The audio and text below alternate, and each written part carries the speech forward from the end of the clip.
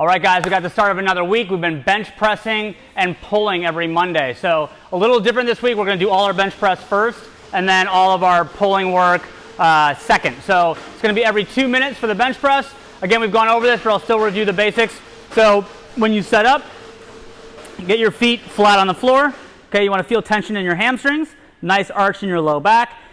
The grip, remember, no perfect grip, but we like that just outside shoulder width, so about thumb distance from the knurling, because this has the most transferable strength to our other movements.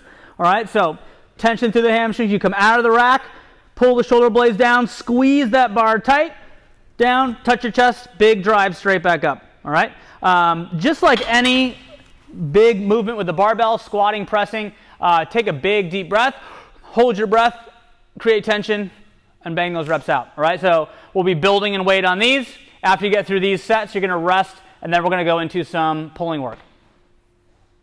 All right, guys, so the second part of our strength, our pulling work, is going to be 3 sets of 50% of our max reps of either bar muscle ups, chest to bar pull-ups, regular pull-ups, something that you should have some idea and be comfortable with. So this isn't going to be a time to really learn a new movement, but we've been working on this. If you're not sure of your max effort number to use 50%, just stay under failure each round. So we're going to do 3 sets, 1 minute rest in between. I want to talk about, again, mostly these videos are for people just getting into CrossFit, but it's a good reminder. Being able to kip and swing, we need to have that good open shoulder position and be comfortable in the bottom position. So I'm going to talk about using a band when you're first starting and getting comfortable with that extension. So we have people when we start, a lot of people that do pull-ups on their own, they might stop a little short. If you notice my arms are still bent, we want to get you comfortable moving into that full range of motion. Even if you have tight shoulders and you do strict style work with a band, that opens up your shoulder. Over time, we want to get extended and that little bit of swing. So it's okay if you're just learning, doing something like this, really working on extending at the bottom, okay, staying engaged to the shoulder. And as you get better, you start making that swing a little bit bigger. Okay, so again, if you have tight shoulders, you're not comfortable in the swing, use a band and do something closer to strict just to start opening that shoulder up. Then all those other movements will start coming over time. So that's our little bit on strength. A lot of variations to that. Do something you're comfortable with, stay under failure, and then let's talk about conditioning.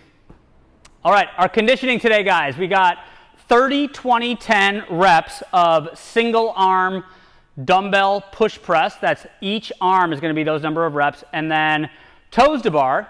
In between your rounds, we're going to do 100 double unders. 16-minute time cap. So let's go through it.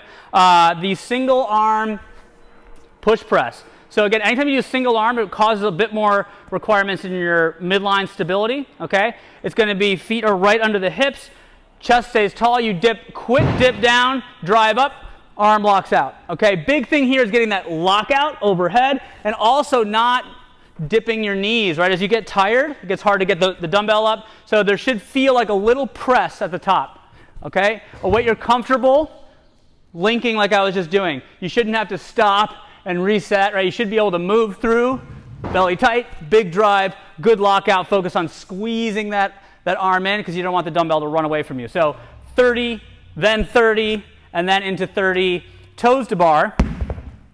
So toes to bar we do every week. Remember, be working on your skill and your strength. So ideally, toes to bar, okay, every single rep. Learning to, you have 2, like I said, skill and strength. So if you always just do knee raises, you need to start working on getting your toes all the way up. You're working range of motion. So if that throws your kip off and you have to do something that's not as efficient, right? It looks something like that, right? Maybe start working on it. If you can do a couple, work those in there. It's okay to do small sets, singles, as you chip away at it. But of course, working on the swing as well. So if it's just like toes to eye level, right? But working on controlled repetitions, linking movement after movement. Of course, we can go down to easier things. Again, working on the core work on the floor, like a V-up, is also really great for building that strength. So trying to do a V-up, keeping your legs straight, you snap up and back down. Really working on that core strength, bringing your hands and feet together, or tuck-ups, or just sit-ups. All right, from there, When you finish that full round, you go into 100 double unders. So again, 100 double unders, decent number of reps. Always feel free to scale down to something you're comfortable with. This shouldn't take you too long. Remember, we got that time cap.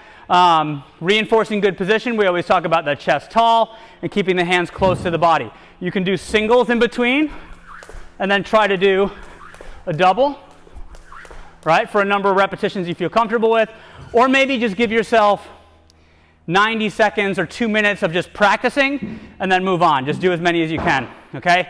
If you are struggling or trying to learn to use a shorter rope, let's do 200 singles in there as your scale. All right, so that's our workout for today, guys. Have fun. See you tomorrow.